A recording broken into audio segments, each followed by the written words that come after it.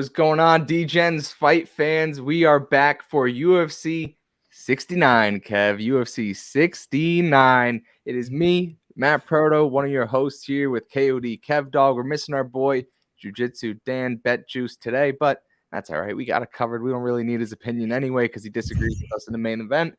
But he's not here to protect himself, so we're going to let him slide a little bit and let him defend himself in the Discord where, he actually has some ground to stand on.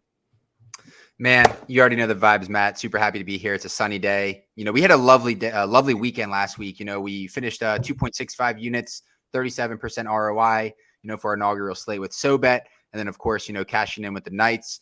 It was a super great weekend, and although we don't have, say the caliber of quality of fighters on this card, I do believe that there are certain spots that, have a ton of value and, plan on cashing in once again. Yeah, I mean, let's hope so. And as you mentioned, the first week with SoBet, we had our SoBet only pick on there. Josh Coolabell minus 118, minus 115-ish, I think it was. And we cashed that one in with a second round submission. He saw an opportunity. He ran with it. And yeah, it was just a great start for us. Absolutely. Get on the right foot with the people over at SoBet that, want to follow our bets over there or that don't and eventually will. But definitely a good opener there. You kind of touched on a little bit. This card is lackluster, right? I think the theme for this entire card I'm looking at is almost just like choose your own destiny, like pick your poison between all these fights. Like you're going to be upset, with who you pick on a few of these, I know in hindsight. So it's just a matter of finding the spots that you're convicted in, avoiding the ones that you're kind of guessing at, and, just keeping it moving forward for the next fight card that comes up. Yeah. And like you said, Matt, this is one of the, worst cards on paper, in a long time. And it's one of those things that when you have Jim Miller, the guy that has the most fights in UFC history, the most wins in UFC history, it kind of saves his card from that title. You know what I mean? Because you can't have the worst card ever if you have this legend Jim Miller on it. But nevertheless, great opportunity to cash in. Got some big boys on this main card and looking forward to hopping into it with you. Yeah, I mean, you kind of just touched on it there. We'll hop right in off that cue with Jim Miller leading off this main card going against Alex Hernandez. One of those guys that has all the tools to be great and successful in the UFC and Alex Hernandez, but he just always seems to fall short in one way or the other. He's his own worst enemy. And, lately he's done a great job of losing fights. And then Jim Miller, as you mentioned, A10, he's been there since UFC 89 or something like that. He's almost there to be in there 200 events later. I hope they put him on that card. But you can't say enough about Jim Miller and the job he's done in the UFC. Coming off a huge submission win against Donald Cerrone on a pay-per-view main card. And, he's taking this fight. Alex Hernandez stepping in on short notice. And, just looking at the numbers a little bit, obviously Alex Hernandez is the betting favorite, minus 225. Come back on Jim Miller, plus 190. And, the market always seems to love Alex Hernandez, right? I mean, like I mentioned before, he has all the tangible assets you need to be a good fighter. I know the last fight he fought down at featherweight, that was against Billy Q. This one, obviously at lightweight because it's a short notice opportunity for him and that weight cut's too deep. And just a little numbers here. Jim Miller is 5-10 as an underdog in the UFC with a negative 14.87% ROI. So in his long career, it seems that the market kind of has a good read on him when he's going to win fights, when he's going to lose them. And come back on Alex Hernandez, 4-2 as a favorite in the UFC, but it is a negative 5% ROI because he goes off as such a massive favorite. I mean, his last win, he was a minus 600 favorite in that fight. So get him here at minus 225. It's one of those tricky spots. Before I give my prediction on what I think is going to happen here, I'd love to hear your thoughts on this matchup. Yeah, man. I mean, what's not to say about Jim Miller, dude? I mean, he's one of 4 fighters in UFC history with double-digit submissions. Question for you, Matt. Can you name the other 3? Obviously, Do Bronx is a clear and evident one, but can you name the other 2? So I'm going to go Charles Oliveira, obviously, is one. I'm going to leave. I have horrible recall memory, so I'm not going to even be able to think of another fighter right now. But give me one more second. I got nobody. I can't even muster up a guess. I'm drawing a blank. Fair. Nate Diaz and Damian Maia, along with Do Bronx and Jim Miller, the only to have double-digit submissions in the UFC. I also had to do a little digging to see, because I started watching UFC back in 2007. And I was really curious, in 2008, that roster in the UFC, who is still in the UFC, 15 years later. And I came across 6 individuals that are still in the UFC, including Jim Miller, making it 7. The other 6 being Andre Arlovsky, Clay Guida, John Jones, Rafael dos Anjos, and Matt Brown, who just got slated for a fight. There is also Joe Lozon, who's probably on the cusp of retirement. And Nate Diaz just got cut. He's probably not going to fight again in the UFC. But, it's just such a testament to Jim Miller, man. I mean, he's got the most wins in UFC history with 24. He's got the second most finishes in UFC history with 16. And a guy in Jim Miller, the New Jersey broad, I think what makes him so special, sure, he's very well-rounded, but he is just so incredibly smart. His IQ is on point. He just knows where to be at the right time. And he really, takes advantage of those opportunistic situations. He has won 3 of his last, he's won 3 straight. So obviously he's on a run and a few knockouts along the way, which is super inspiring. But, a guy in Alexander Hernandez, such an interesting career, right? He started off his career, knocking out Beneil Dariush, taking Olivier Aubin-Mercier, the current PFL champion, to a clean decision. He's got a win over Francisco Trinaldo. So there's no doubt that Alexander Hernandez has the tools, like you said, Matt, to be a great, guy in this division. As a matter of fact, he did actually crack that top 15 at one point in time. So by all means, is Alexander Hernandez no slouch. Alexander Hernandez, look, he's an absolute beast of a specimen. He's extremely athletic. He's got heavy hands. He's got a really strong jab down the pipe, which you really like to see. And he starts very quick. It's one of those things where if Jim Miller can survive that first and that round and a half, I think that, we could see a situation where Jim Miller does take over. But man, I haven't had great luck with, the absolute veterans coming in with the 8+ age year gap, in their late 30s versus a younger guy, got, crapped on in 2022 in this similar situation. So, although I would love to bet Jim Miller at this number, the fact that you just said, those underdog odds, when he is that underdog in the UFC isn't very inspiring. And a guy in Hernandez who, again, he hits so incredibly hard, versus an, older veteran in Jim Miller. And mind you, Jim Miller isn't getting knocked out quite often, or he's not getting finished often. He does put up a fight, but man, and he hasn't even showed any evidence of slowing down, right, Matt? So it's one of those things where, gosh, you got to root for Jim Miller, but it's really hard to place a number on Miller, just given the strength on the Hernandez side.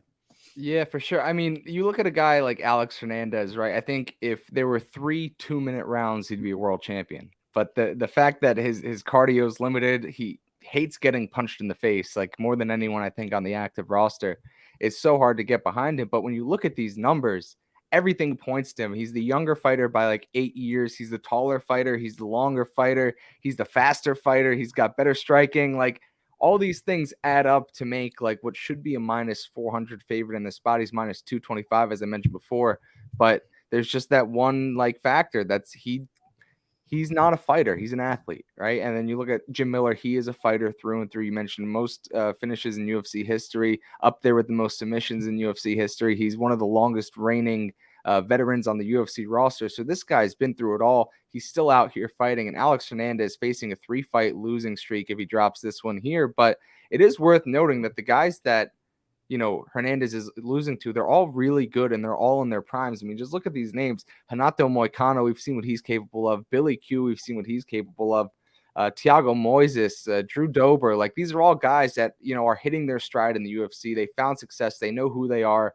And they're performing at the top of these divisions, right? So taking that context into, effect here with Alex Hernandez, it kind of could dismiss some of the qualms you have about him during this losing skid. But for me personally, it's just hard to get there. I'd like to cheer on Jim Miller. If I was, gun to my head, I'd probably bet Alex Hernandez here. But it's so hard to bet on someone that doesn't like getting punched in the face.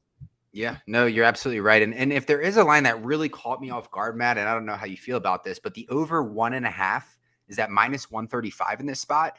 And you're really just relying on that big bomb, with Hernandez. And, he is such a fast starter. And, if you look at by the numbers in his career, man, in that third round, he really slows down, not only with his volume, but his power.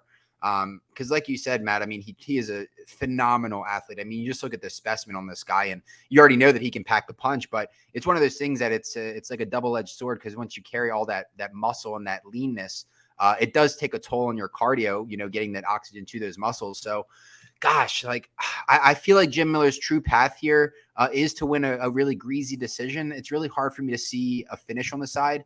just given the toughness of Alexander Hernandez, man. I mean, when he fought Drew Dober, I don't know if you recall that knockout that he had, but, Alexander Hernandez got knocked out on the feet. Like, he was completely conscious, but he was just taking such a beating and wouldn't fall that the Herb Dean just had to come in and stop that fight. And again, he's just he's so tough, man. Like, like you said, he hates to get hit, but he's still going to push through. And, it's really hard for me to envision a knockout with Jim Miller, although there is that opportunity, for him to find a neck or snatch something. I mean, he's done it many times.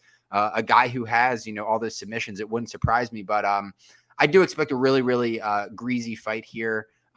Again, it's hard for me to envision Miller getting knocked out early just because he hasn't showed any evidence of slowing down, and he hasn't really been knocked out much. So hard to rely on just solely that. But I do, now that I think about it, I really do like that over 1.5 at that number, man. It's just, again, you're just relying on that Hernandez bomb and a guy who's lost, multiple times. I mean, he's lost 3 of his last 4.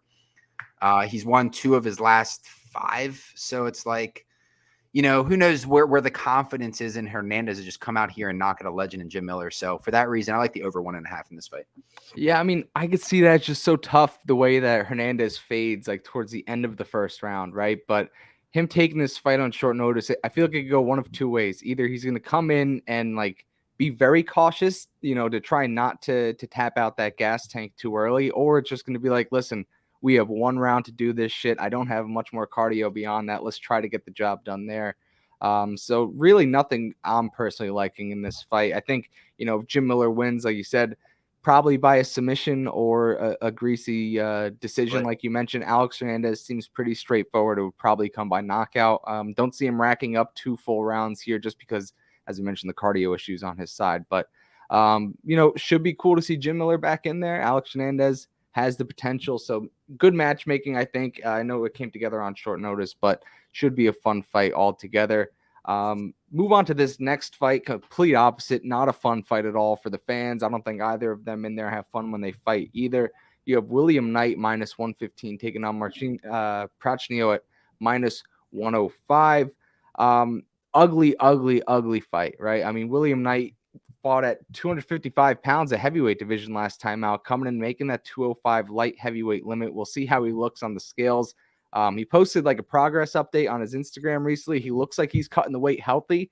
And, I think when you have those big guys making those weight cuts, the one thing, the cardio carries over because, they have to be doing a lot of cardio to shed that weight. And, because they used to carry so much weight that they feel so much lighter at the current weight of 205, he's going to be able to push harder. He's going to be able to push stronger. And William Knight, for the most part, like his struggles come against everybody, but they're more so come against people that have like a grappling prowess with them, right? I mean, you're looking at like Grishin, Devin Clark, right?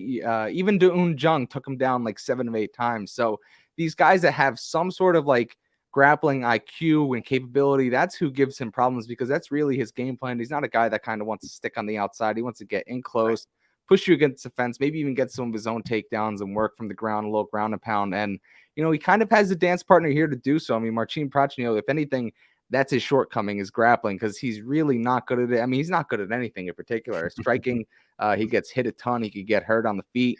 He can't defend a takedown. When he's on the ground, he really can't defend himself.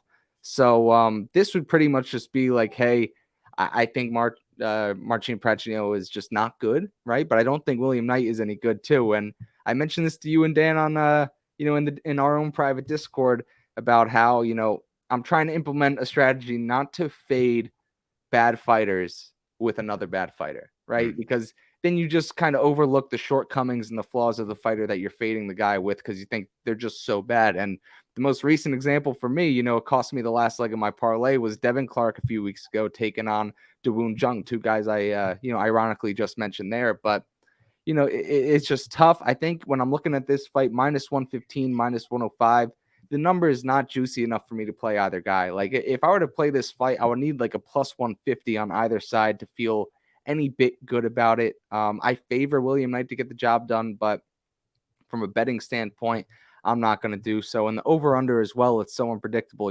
This could easily go to a boring decision. It could easily be a first-round knockout. It could be anything in between. So a lot of variance in this spot and a lot of unknowns. I'm just Gonna stay away, but again, I definitely predict William Knight here. Yeah, I mean, so much variance. On paper, Prachnio should be the bigger guy in regards to his length, right? He's gonna have He's 5 way inches in taller. height. Yeah, 5 inches in height. He's got an inch in reach. William Knight does hold an infamous record in the UFC. When he fought Max Grishin at UFC 271, he came in 12 pounds overweight, which is a UFC record. Attaboy. How about it? Give that man a trophy. But look, man, I mean, William Knight, what is it? 8 of his 11 wins are by knockout. So there's no doubt that he's got, I mean, look at the guy. I mean, he looks like the Incredible Hulk. He is 3-3. How I look if I take this shirt off, I look just like him. Yeah, but look, I mean, he's had an up and down career, right? I mean, he has some semi-decent wins, right? I mean, I don't think, a win versus Alonzo Mennefield is terrible, even beat Cody Brundage by knockout, in the Dana White Contender Series. But man, coming off of a knockout to Devin Clark, losing to Max Grishin, coming in 12 pounds overweight, it gives me a feeling that maybe he's not taking this like super seriously. You know what I'm saying? Like, it's just not very encouraging. If there is something that I noticed about William Knight that I did like, on the tape is he is, for what he throws, even though he's low volume, he is very accurate with it. I mean, he's landing 59% of his strikes, which is pretty solid if you ask me. But a lot of those significant strikes, right? Like you said, Matt, are in that pocket where he wants to close that distance. He's not one that's going to want to strike at range. He wants I wonder how many of those strikes are ground and pound too. Right, ground and pound or like in the clinch, because from range, it's just so telegraphed the way he throws his strikes. And, guy in Marcin Prachnio, he's got a 53% takedown defense. So this is like a glorious opportunity for Knight, right? It's not like he can't take this to the mat. I mean, he is capable of doing so. I mean, he's got quite a few takedowns, in the UFC. So I think that this is a great opportunity, a great matchup for Knight, if he is able to take that down. And, kind of similar to your tangent there, Matt, of not being afraid to fade a bad fighter versus a bad fighter. I think this could be a potential, to hammer the Knight side, just because he's so much more physical than Prachnio. I mean, Prachnio, man, he just is trash. Like, he started off the UFC 0-3, all knockouts in the first round. I mean, you could really make an argument what he's still doing in the UFC. Sure, he beat Khalil Roundtree to a decision, looked very good in that fight. He came in with a lot of volume, kept it on the feet. But a matchup in this situation, I do expect William Knight to close that distance, have quite a bit of grappling / hugging situations, and maybe even find that takedown. And gosh, like if Prachnio is down on his back, like with that big body of Knight on him, I don't know how he's going to get up. So I do like William Knight here. Hard for me to lean on a prop just because of the variance there. Could see a knockout. Could see just a easy decision here. But I do like the Knight side here. Nothing major, probably like a half unit. But man, for the culture, right? Knights of Degen. We got William Knight on the show. To the best of both worlds. But all that aside, I think that Knight is the better guy here. I just think that he's more physical. I think that he's got, a lot to lose in this spot. Both guys have a lot to lose, right? I mean, I do believe that the loser of this fight is on the cusp of getting the cut from the UFC. So I do lean Knight slightly, light, nothing major, but yeah.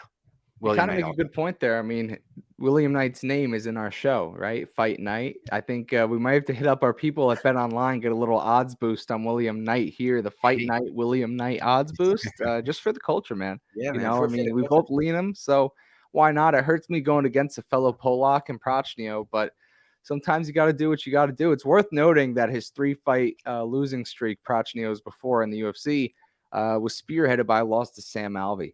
Right, so that kind of just tells, from fighting Sam Alvey to fighting Magomed Ankalaev in the next fight. So this guy's just been all over the place, and just a gross fight through and through. But let's move on to this next fight. It is equally as disgusting. We have a UFC newcomer coming off the Dana White Contender Series in Jamal Pogues at -245, taking on Josh Parisian at +205. What do you think about this fight here? I have a pretty decent take. I think you agree with it. You even kind of threw out the prop. I was looking at a little bit here too when we spoke right before we got on the mic here. But let the people hear what you're thinking about this one. Man, before I hop into, you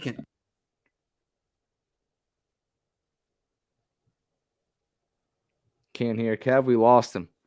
Can you hear me now? Yes, sir. Okay. Man, before I hop into this fight, I would love to see a beautiful picture of Josh Parisian, if possible. There he is. Bada bing, bada boom. I mean, look at that body. Look, I mean, both guys, Dana White Contender Series alums. Parisian 2-2 in the UFC, going to be slightly bigger, right? He's going to have an inch in height, 2 inches in reach. From the glorious Martinsburg, West Virginia, the West Virginia blood. Who knows if he's an incest or not? Who knows if he even has, the dental insurance to take care of his teeth? I don't know. But, look, I mean, Josh Parisian is nothing special. He's your typical heavyweight, big dude who likes to box. And that's literally it, man. He's a boxer. That's really all it is. He allowed Dontel Mays to take him down 6 times. He allowed Parker Porter to take him down twice. The dude is a 42% takedown defense. And quite frankly, when Parisian does get taken down, whether it's after the first or second takedown, he looks like a slug on the mat. I mean, he really doesn't have there. He's staying there. And it's one of those things where he just wants to take a nap and just relax, man. He doesn't really have a prominent get-up game. And, for that reason, I think this is a really good matchup for Jamal. He is making his UFC debut. He's got the credentials, right? In the grappling department, he has that forward pressure, and in this spot where you're going against a guy with a 42% takedown defense, I mean, you've got to take this to the mat. If he keeps his standing, I'm not saying that Jamal is necessarily a terrible striker. I think that he has good hand speed. But man, he does have a solid grappling acumen, for this weight class. And I know you'll touch into this after me, but look, I mean, I think that we could really see a situation where he takes Parisian down. Parisian's not getting up, or at least he tries to get up, and Jamal exposes that. It's not a strong lean just because, look, Jamal is making his UFC debut. So there is that, slight possibility comes in with the stage fright. Parisian, who is, well-versed in the UFC, not to an extent, but, he's got, this is his 5th fight in the UFC. So nevertheless, he's been seasoned. And this is one of those spots where man, I submission plus 600 on the Jamal side. I really don't think that's a terrible look here.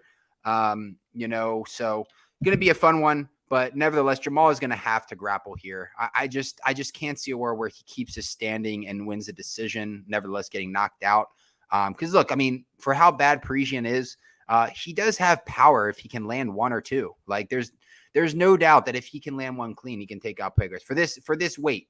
I mean, he's a big dude. He's got power versus a guy in his UFC debut. So I'm going to lean Jamal here. Probably going to sprinkle by submission, but I'm curious to hear your take on this spot. The Stormtrooper. I mean, I'm definitely on Jamal in this spot. I mean, you look at Josh Parisian. Yeah, you mentioned he has 4 fights in the UFC, but it's been against like the bottom of the barrel of the UFC roster, right? Like you mentioned, lost to Parker Porter, lost to Dontel Mays. He beat Alain Badeau, who's probably the worst heavyweight on the roster. He beat, who was the other one? Roque Martinez. Like, he's not even in the UFC anymore. So he's just beating just a whole ton of bums. And he's just, I don't know if you could even classify that as UFC experience, because all these guys should be fighting on the regional level. And you kind of mentioned it, that Josh's shortcoming is his wrestling defense and his grappling defense, because to get taken down 6 times by Dontel Mays in a fight, just rinse and repeat it again, held down there, and eventually finished in the 3rd round, if I'm not mistaken. It's just, that kind of is like who Jamal Pogues is. I know on his Dana White Contender Series fight, his 2nd one at least, the last time we saw him out there, he didn't grapple, right? I think that's because the first time he went on the Contender Series, landed 7 takedowns in his first fight in the Contender Series, and did not get a contract. So I think he wanted to show another wrinkle of himself. And, he wanted that contract, so he didn't want to do a boring style of fight. But that is his bread and butter. He wants to take you down, rinse and repeat it, get on top. The guy's a black belt, right? He's been training no-gi since he was 13 years old. That's his path. That's the way I think he comes into it. But, since he started training with Syndicate MMA, he lives over in Las Vegas. His striking has improved. We saw that on his last fight in the Contender Series, stood for 15 minutes, got his hand raised 30-27, 29-28 on 2 scorecards, and he did it with his striking, right? Albeit it was against, a guy who probably isn't a heavyweight. He's not a true heavyweight. He was way smaller than Pogues was in there, but I'm interested to see the approach that Pogues takes. Like I mentioned, Syndicate MMA is a great gym. I think they'll come in with a game plan that's grappling oriented, and he should find success. I'm with you. I don't see a submission out of the range of possibilities. Parisian just lost on the mat, and he hasn't had many submissions in his professional career, but he is a black belt, Josh Pogues. So the opportunity could present himself, he could take a neck, or I could really see like a ground and pound or there's 3 different ways that I could win the fight: ground and pound, decision, submission. Like I think they're all viable. Yeah, I just don't think Parisian's a good fighter. That's why I'm okay laying some juice on a debut and in this spot. And just another one of those ugly fights. It could be 15 minutes of just hugging, right? It could just be as boring as they come. It seems that Parisian has had a few of those fights in the UFC so far, but not a fight I'm looking forward to. I'm very happy I'm going away Saturday. I'm not gonna have to watch this card because I'm not gonna have many plays on it, right? And I'm not going to feel any sort of FOMO by missing out on watching them. Yeah, no, 100%. And, a guy in Jamal, he's been seasoned in the LFA as well. I believe he actually also fought for the championship in LFA, but lost by submission. You got heel hooked, yeah. I didn't happen to watch that fight. I'm curious to know if he was actually winning that fight, if you happen to see it or not. But I guess point being is, this isn't a guy just coming straight off of the Alaskan regional scene, right? No, yeah, he's a little bit above that. He's fought in a real regional organization. Yeah, and look, man, at 27 years old, lot of opportunity for growth. Of course, try to show those new wrinkles in his previous Dana Contender Series bout, but gosh, I mean, if you're Jamal's coach, right? And I touched this on a previous episode. If you're Jamal's coach and you're looking at the opponent, right? You're looking at statistics, you're looking at the film work, this, that, and the other. I mean, it is glaring. This man is so incompetent in the grappling department, in the wrestling department, defending that you have got to imagine that his coaches are telling, listen, Jamal, from the jump, take this to the mat. And if he does that, I mean, this is going to be a slam dunk. But it's one of those things like we haven't seen that history of, he doesn't have that track record of in the UFC of, implementing that game plan. So he's got the path of victory here, man. It's there for the taking. So I do like Jamal by submission, though. It is worth the sprinkle. Definitely going to be hammering that at plus 600. And, since he's coming from a reputable gym, right? Like you kind of have to imagine that you could lean on them taking that game plan a little bit more than if he was coming out of just some, random gym in Washington or something like that. But yeah, just fits the theme of this fight card, a gross fight between 2 fighters who really haven't proven much. But let's move on to this next fight here, the co-main event. Surprisingly, you have Jordan Wright versus Zach Pauga. Jordan Wright, I think the only reason why they're in this spot is because of him, because no matter what the result is of his fights, he brings entertainment. The fights are over in a flash, and however long it lasts, it is fireworks. But the favorite right now is Zach Pauga minus 275. Come back on Jordan Wright plus 230. This fight's taking place at light heavyweight, weight class that neither of them have fought in their last few fights. Zach Pauga fought his last few fights at heavyweight. Last one coming against Muhammad Usman in the Ultimate Fighter finale. Got knocked out by just like a stiff jab in the second round, 30 seconds in. Absolutely lights out. But I mean, you look at the size of Muhammad Usman. He hits 90% of the population with that punch. They're going out just like that. And Jordan Wright moving up from middleweight up to light heavyweight. He actually had one fight at light heavyweight, if I'm not mistaken, but middleweight has been his home. Despite them both coming up and down from weight classes, I mean, ostensibly looking at it, you would assume Pauga has a huge advantage. He's got the size, heavyweight, fighting a middleweight, but on paper, that's not the case. I think Jordan Wright's actually the taller and longer fighter in this spot. And it's just a little bit ironic that that's the case. But looking at the odds of Pauga's last fight against Usman, I know I was on him. A lot of people were on him in that spot. Personally, more so just a fade on Usman there.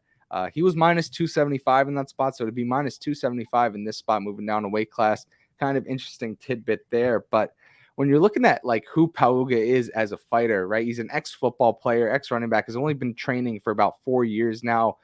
He has been at a good gym at Elevation Fight, if I'm not mistaken. Mm-hmm. And, that being said, he has a limited skill set and he likes to play it safe. He likes to fight behind a jab, get in, get out. He likes to try to counter. He's not great on the ground. He doesn't really have much wrestling acumen, offensively or defensively. And what made him have success at the heavyweight level on that Ultimate Fighter run was that he was the more athletic fighter and that he was the faster fighter, right? So it's going to be interesting seeing him go down in a weight class against someone who fought a weight class down, who's going to be faster than him, who's going to be more skillful than him, and, who quite frankly is probably the better athlete of the two. But you kind of have to pick your poison here, right? Because I started looking at this fight and I'm like, oh, this is Pauga all the way, right? Heavyweight fighting middleweight. Like the size and strength is just going to be massive. But you watch Pauga fight and it's really nothing impressive. I think, like I mentioned, he plays it safe. He doesn't like to get himself into too much trouble. Hasn't really fought much, right? I think he only has like 7 professional fights under his belt. Like I mentioned, it's only been 4 years since he's been in the gym training. But Jordan Wright, I feel like, is the reason why most people are betting on this fight. I think they're either betting as a fade on Jordan Wright or they're betting to back Jordan Wright. Far fewer are betting to back Jordan Wright, but the closer we get to this fight, the more I'm kind of wanting to bet Jordan Wright, which is always a scary, disgusting thing because I feel like that's the case with every single one of his fights. The market does such a good job of lining him at a price point where it's like, I think it might be worth a shot on Jordan Wright, but it's been biting people in the ass the last 3 fights. His last win came against what's the name? The guy Bo Nichols fighting. Jamie Pickett. Yeah, he got a first round knockout against Jamie Pickett. I think he's lost 3 in a row since then. But when you're analyzing, or at least when I'm analyzing this fight, skill set by skill set, I think Jordan Wright is just like way more versatile, right? I think you're looking at him. He's got great kicks. He's faster. He's got good striking. He's bigger. He's got better wrestling. He's way better in the clinch. He's got better like submission grappling than Zach Pauga, but he gasses and he's as chinny as they come. It's almost like he's the light heavyweight version of Alex Hernandez, right? I mean, you look at the guy, you watch him fight for like 2 minutes. You're like, this guy's great. And then it's just like the drop off from there is just straight down. So, I think that this fight is wide, very wide. I would probably put Pogues at like minus 130, but I think they know how the market's going to react against Jordan Wright, being that he's bitten a lot of bettors in the ass the last 3 times out there.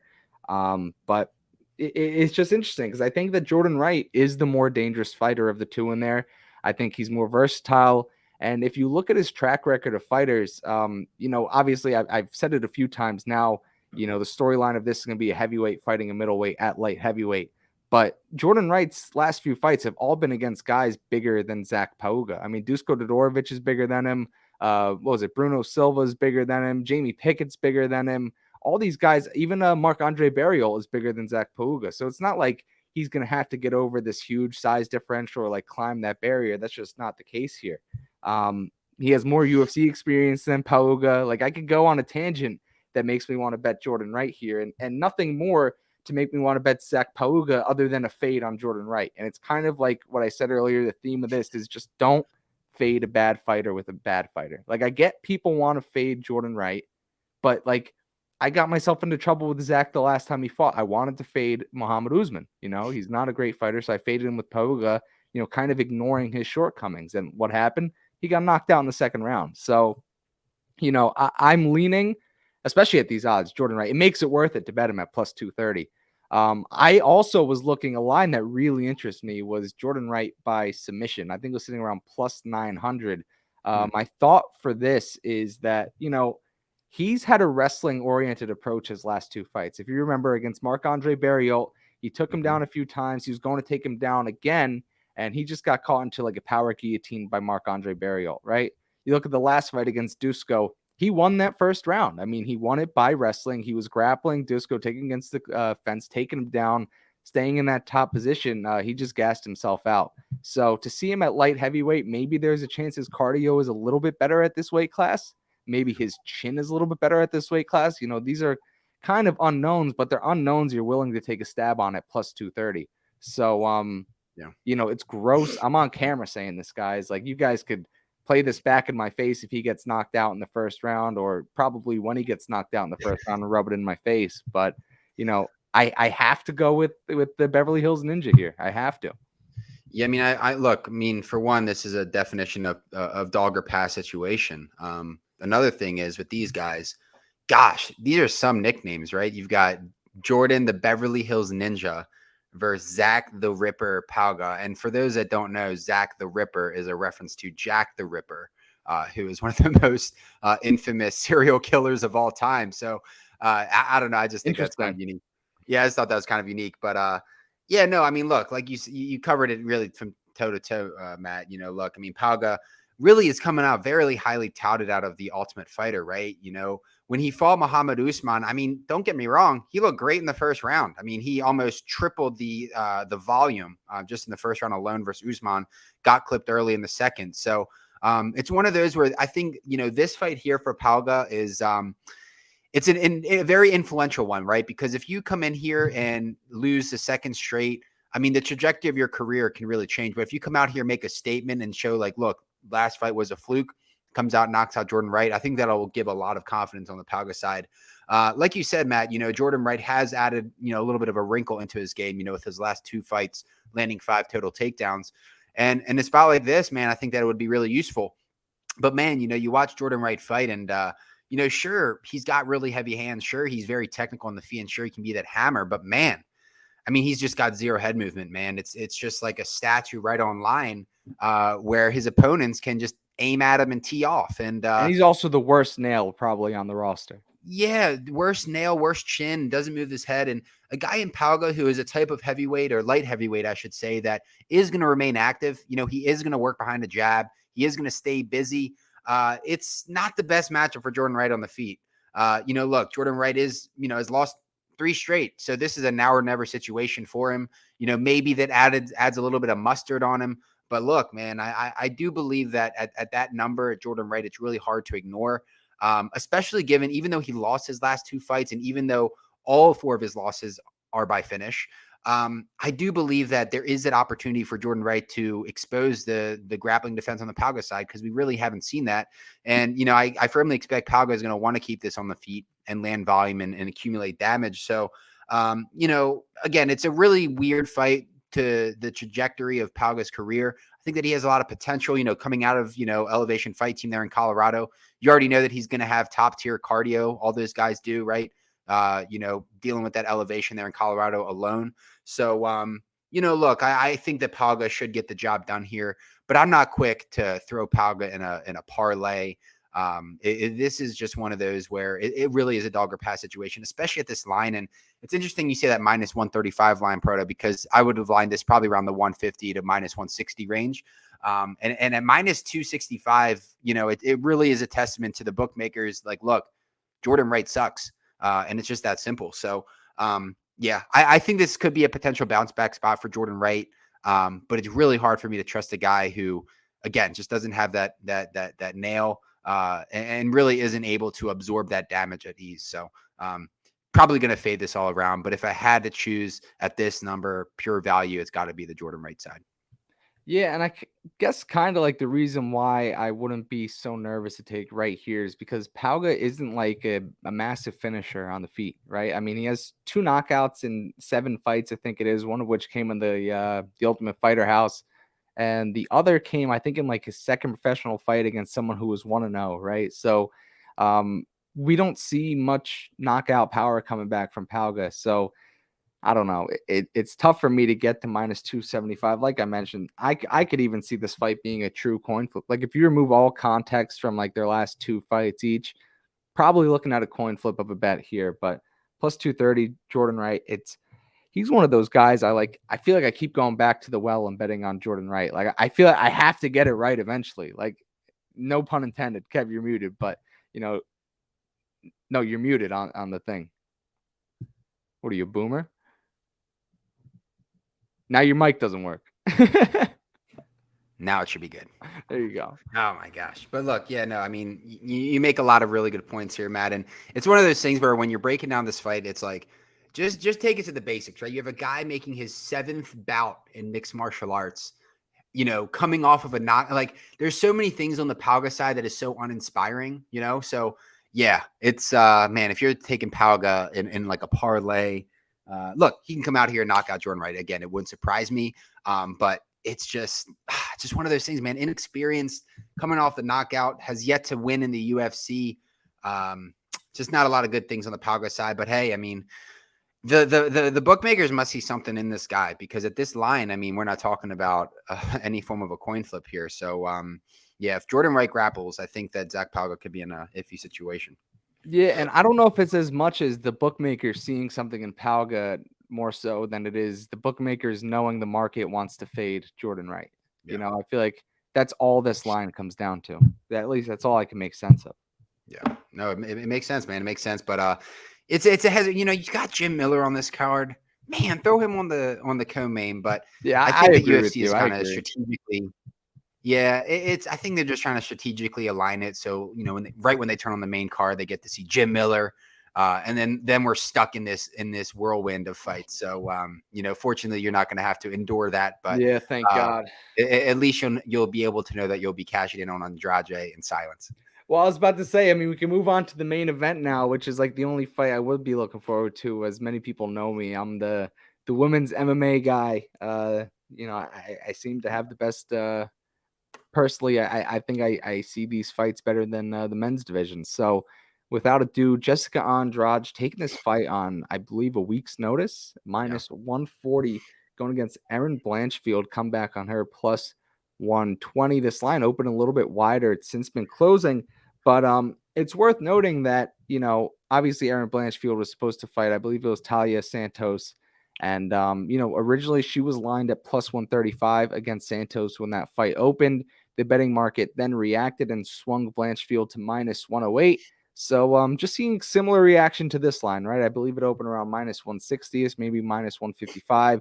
It's since come down minus 140, minus 135 on some books. So, the market reaction to the price, I understand they kind of want to get that dog value on Blanchfield, who just had an absolute showing against Molly McCann last time out. And, Jessica Andrade in her own right, she's 3-4 weeks off UFC 283, where she just put an absolute beat down on Lauren Murphy. If there's one room for concern about Jessica Andrade is that, she's coming back 4 or 5 weeks later and her hands must have been hurting her for like a week after that fight, the amount of punches that she landed on that hard head of Lauren Murphy. But, it's just give Jessica Andrade some respect, man. Right? She was just minus 500 against Lauren Murphy. I get the fights on short notice. I get Blanchfield is a dominant grappler, right? But minus 140 in this spot against a girl in her 4th or 5th UFC fight. When we're talking about Jessica Andrade, we're talking about she was a former champion, right? So we're looking at her, who her career losses have come to in the past 6 years, to narrow it down. Prime Joanna in 2017. She lost to Zhang Wei Li, who was the current champion. She lost to Valentina Shevchenko, up a weight class, who is also still the current champion. And she lost to Rose Namajunas via split decision, who she beat the fight before that. So it's like she's performed consistently at the highest of levels. She just beat Amanda Lemos, who everyone is claiming is like the second coming of like this division. She's a force to be reckoned with. She got submission of the year over her. So like this girl is like, they're disrespecting her. A lot of people are betting Erin Blanchfield here because we saw what she did to Molly McCann. She dominated her. She dominated Molly McCann from start to finish. Didn't even need to throw a punch on the feet. Just took her down, held her there, crucifix, moved to the Kimura, finally got her to tap out. And it was very, very impressive. And JJ Aldrich, the fight before, she saw an opportunity. She took it. She got a submission in the second round there.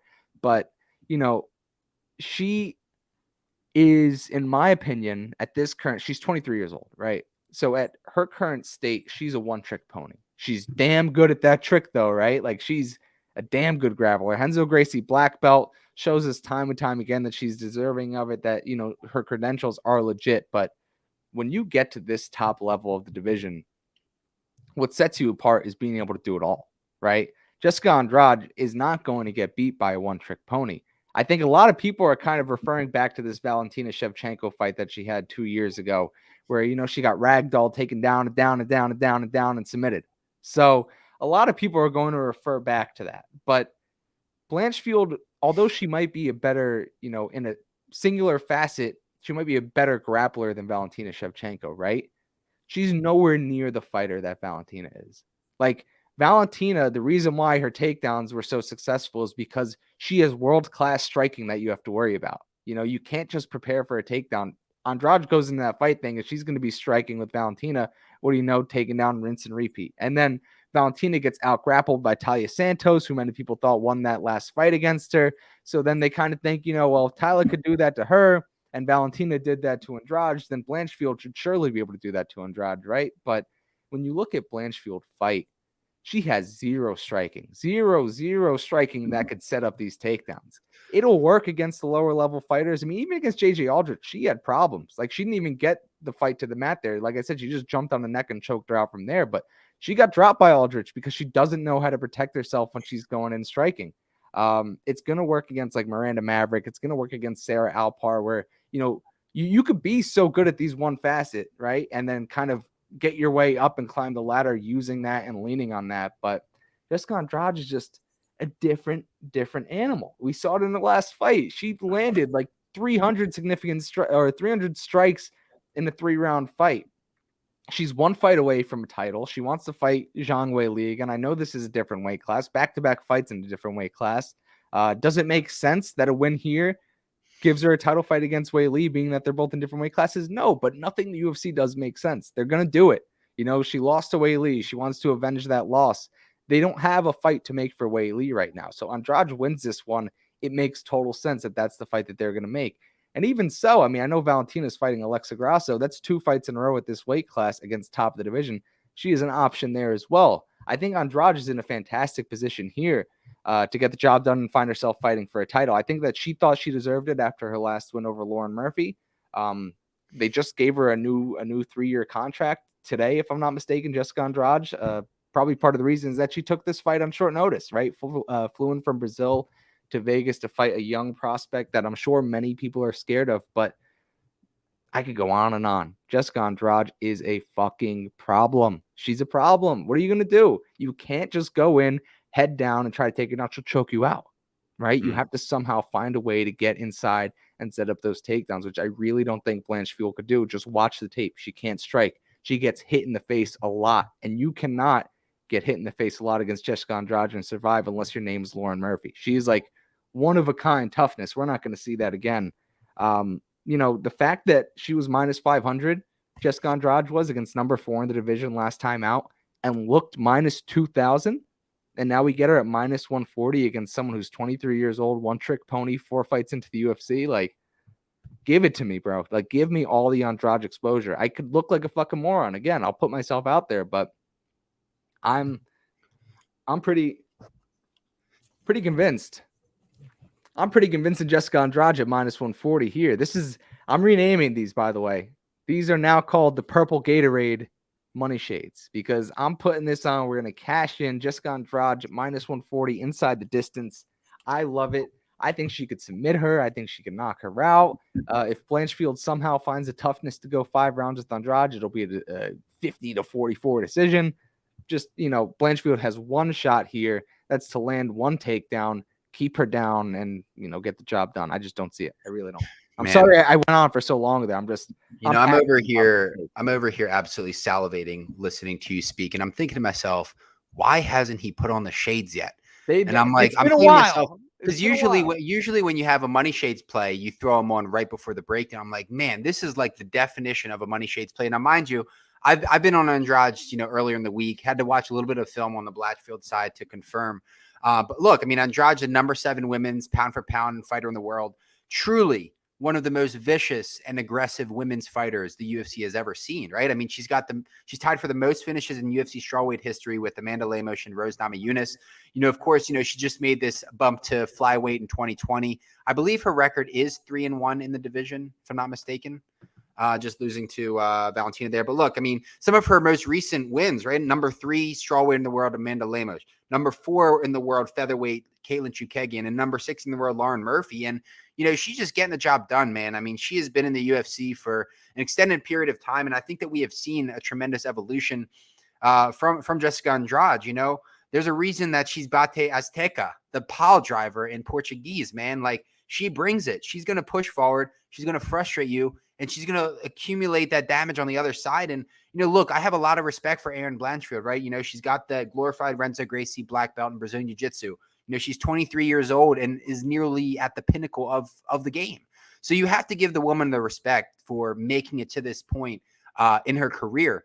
And it's one of those things where, you have a 23-year-old taking on the experienced Andrade, first 5-round fight in her career. Again, I think that Blanchfield has the tools to evolve and fight for a belt one day. But this is one of those glorified spots where it's simply at a very premature spot in her career. I just think Andrade just has so much to offer. Yes, she's the late replacement. Yes, she had a fight a little over a month ago. But if you are, looking at each fighter from a pure mixed martial artist perspective, with all the boxes lined out, I mean, outside of, that grappling, heavy, prodigy like esque of Erin Blanchfield, I mean, Andrade has her covered almost everywhere. And look, I mean, in a 5-round fight, it's one of those things. If this is a 3-round fight, right? If this is a 3-round fight, you could see that situation where Blanchfield does find those takedowns early, which I think that she may be able to versus Andrade. But once that third, fourth, and fifth round hits, if it gets there, can Erin Blanchfield keep up? If she's able to land those takedowns early, can she still land it late in that second or third round? I mean, we just don't know, man. Versus a woman on Andrade, all the bright lights. I just think that, the finishing upside is clearly on the Andrade side. I think that the stand-up game is clearly on the Andrade side. Sure, Blanchfield has great submission game. She's got great, hand control and being able to control her opponents on the mat. But, we're not talking about no chicken here in Jessica Andrade. I mean, she is an absolute legend of the sport. I mean, if she ended her career today, I would firmly put her in the top 10 best women's mixed martial artists of all time. And she's only 31 years old. So again, it's one of those things where if you're weighing out the age differential, right, that 8-year age gap, right, tends to not really favor the older fighters. But in a situation like this, where you have a woman that's 31 versus 23, is much, much different than a woman that's 39 and 31. So I firmly believe that this is the best version of Andrade that we've ever seen. I firmly believe that she's continuing to evolve. And she just, like you said, Matt, she's just a different beast. She's a different beast. And I think that, this is a very similar-esque situation to the Mackenzie Dern fight versus Shonen Yan. Mackenzie Dern, glorified grappler, coming in with the clear grappling advantage. And Shonen Yan, just took it over on the feet. I mean, completely outlanded her by a large margin. So I think that we're going to see a very similar situation here, where the damage accumulation on the Andrade side, being able to absorb, some of those takedowns. And man, if she can defend those takedowns early, I think that it's really going to set the tone for the rest of this fight. And I really think that Blanchfield's going to get in trouble again. At 23 years old, when she does face that adversity, when she is drowned in those deep waters, when Andrade lands that big, hard shot, or if Blanchfield is unable to land that first or second takedown, how is she going to approach that fight? And look, versus a woman like Andrade, you're not one to sit back and relax, because Andrade will expose that. And she's going to have her, her foot on the gas from bell to bell. So for all those reasons, I do love Andrade here. I'm not quick to go to the counter on the finish. I do think that she probably finds a finish here, but I'm very confident on the Andrade side. Saw it minus 180 earlier in the week. And then as the hours have been going by, Pro, I know you've seen as well, down to minus 140. I mean, again, I'm just salivating at this number. It's one of those things where trying to find that sweet spot, right? Do we hammer it, midweek where it's minus 140? Could it touch back to minus 160? Wouldn't surprise me. But I don't really think that this minus 140 is, I'd be shocked if it goes down to like the minus 130, minus 120 range. But shoo, I will certainly be having at least a 3-unit play on Jessica Andrade here. She's just got all the tools. She's got the finishing ability. She's just on a path to get back to title contention here. And this is a really good spot, taking this on short notice. And a woman in Blanchfield who, is very well respected, in the industry. So give me Andrade all day by a dominant win. Yeah, I mean, I agree with you. Everything you said, I agree with. It's worth noting, I think, Erin Blanchfield, obviously 4-0 in the UFC, 2 submission wins, 2 in a row, actually. One against Molly McCann last time out. And as I mentioned, JJ Aldrich saw the opportunity, jumped on, I believe it was like another like standing power guillotine or something like that. But, she was minus 400 or more in 3 out of those 4 fights against like the bottom of the barrel, for lack of better words, of the division, right? So it's kind of interesting to see her now at like plus 120 against Jessica Andrade, who has just reached the highest of highs in women's MMA, UFC title fights. She's been in a few of them. It's just, give me Andrade. I just can't believe we have somewhat of a buy low spot on her now after that last performance. It's just crazy to me. I respect Blanchfield's grappling a great ton, but she only has 3 submission wins in 11 professional fights. So it's not like Mackenzie, it's not the same level of concern you have against like Mackenzie Dern, right? Where, she could snatch you any given moment. Like she more kind of works towards her submissions outside of that one against Aldrich. And yeah, I'm not too concerned about it. I mean, minus 140, I might take some now, see where market goes from there. I'm more than happy to get minus 140. If it goes back up, I'll be upset I didn't get minus 40. If it goes back down, I'll add more to my positions. So give me Andrade minus 140, money shades, purple Gatorade money shades play of the week. And let's cash in on it. I know Dan here. Dan is heavy on Erin Blanchfield. I'm just going to say that for the viewers here. I know he's not here to join us. He's on a work trip right now, but he's heavy on Blanchfield. He's leaning on that Renzo Gracie black belt that she has. He thinks that, the book is out to beat Jessica Andrade, and that's a grappling heavy approach, which you can sure bank on Blanchfield going with here. So just to give him that, respect of letting you guys know his reasons and his side of this one, I'm not going to go, attack his points or his points of view because he's not here to defend himself. So if you want his takes, hop into the Knights of Degen Discord. I think he might be hopping on Spaces with you at the end of this week, if I'm not mistaken. So I'm sure he'll better elaborate and explain himself there. I won't be there for the Spaces. I'll be going away, celebrate with my purple Gatorade winnings. And yeah, that's that for UFC Vegas 69. Kev, anything you want to add here? Man, not really much else to add. I think the last point that I did want to add for the viewers is, and this isn't, Matt over here tooting his own horn. I mean, he truly is really sharp when it comes to women's MMA. Just a few recents, had the Shonen Yan at underdog money versus Mackenzie Dern, had Amanda Lemos at plus money versus Marina Rodriguez, all of which, if I'm not mistaken, were also headliners of the card. They were both headliners. So, look, it's just one of those things where, respect is earned, and Matt has certainly earned his respect when it comes to women's MMA. So, if you guys are listening to this, certainly don't take it with a grain of salt.